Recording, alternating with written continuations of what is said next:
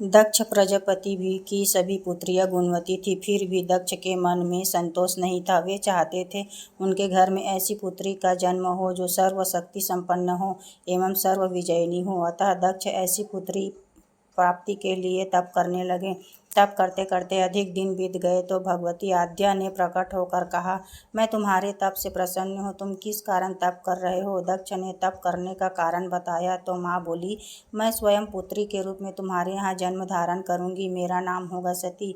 मैं सती के रूप में जन्म लेकर अपनी लीलाओं का विस्तार करूंगी। फलतः भगवती आद्या ने सती के रूप में दक्ष के यहाँ जन्म लिया।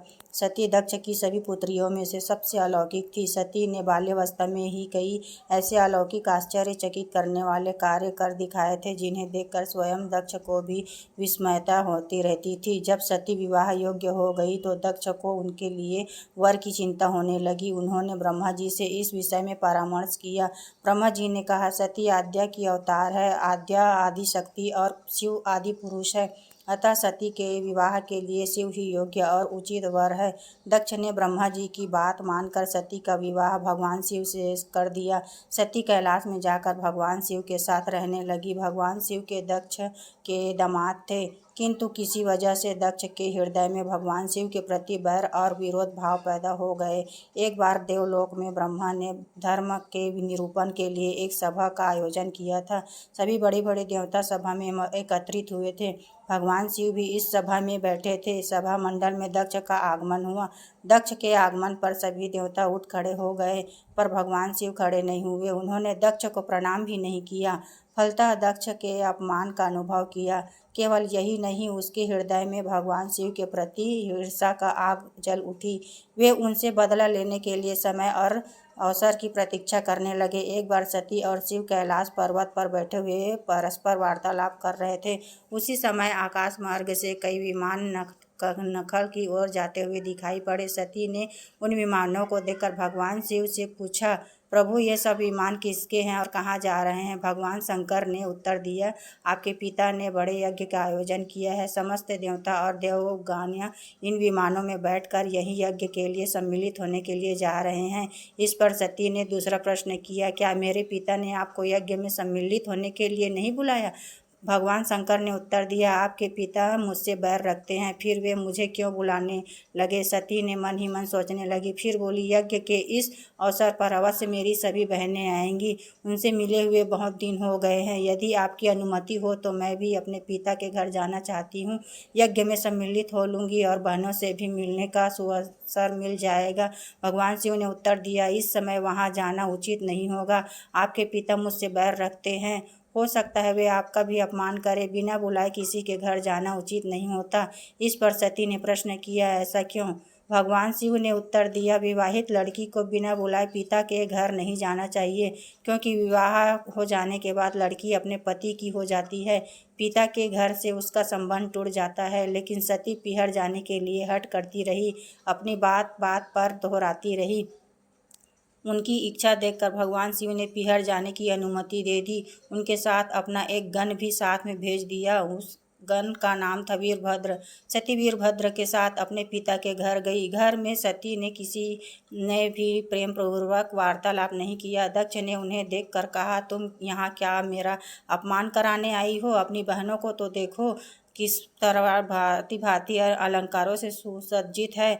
तुम्हारे शरीर का मात्र बाघांबर है। तुम्हारा पति शमशानवासी और भूतों का नायक है। वह तुम्हें बाघांबर छोड़कर और पहना ही क्या सकता है? दक्ष के कथन से सती के हृदय में पश्चाताप का सागर उमड़ पड़ा। वे सोचने लगी, उन्होंने यहाँ आकर अच्छा नहीं किया। भगवान ठीक ही कह रहे थे, बिना बुलाए पिता के घर भी नहीं जाना चाहिए।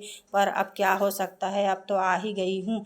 पिता के कटु और अपमानजनक शब्द सुनकर भी सती मौन रही। वे उस यज्ञ मंडल में हो गई जहाँ सभी देवता और ऋषि मुनि बैठे थे तथा यज्ञ कुंड में धूं धूं करती जलती हुई अग्नि में आहुतियाँ डाली जा रही थी।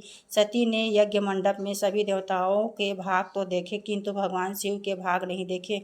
वे भगवान शिव का भाग न देखकर अपने पिता से बोली, पितृश्रेष्ठ, यज्ञ में तो सबके भाग दिखाई पड़ रहे हैं, किंतु कैलाशपति का भाग नहीं है।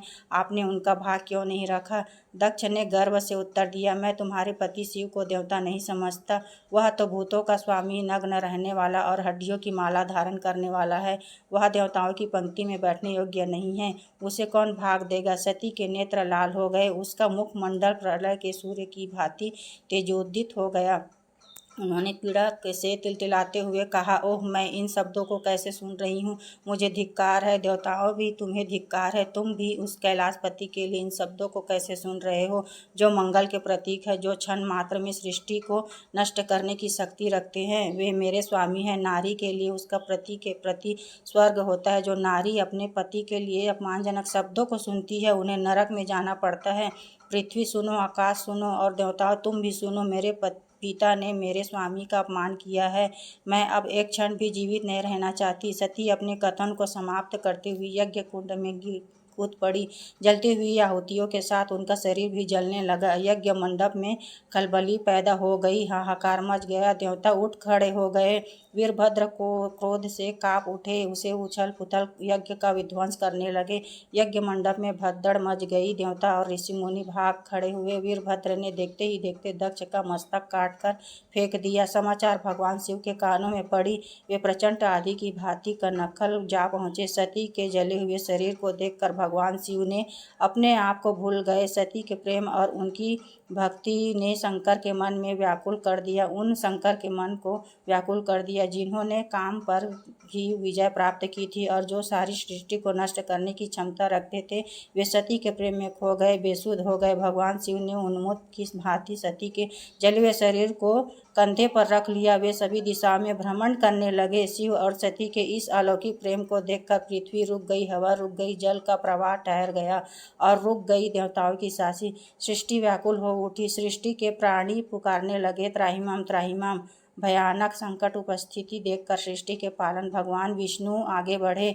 वे भगवान शिव की बेसुधी में चक्र को, सती के एक एक अंग को काट कर गिराने लगे। धरती पर 51 स्थानों में सती के अंग कट कट कर गिरे। जब सती के सारे अंग कट कर गिरे तो गए तो भगवान शिव ने पुनः अपने आप में आए। जब वे अपने आप में आए तो पुनः सृष्टि के सारे कार्य चलने लगे। धरती पर किन 51 स्थानों में सती के अंग कट कर गिरे थे, वे ही स्थान पर शक्तिपीठ माने गए।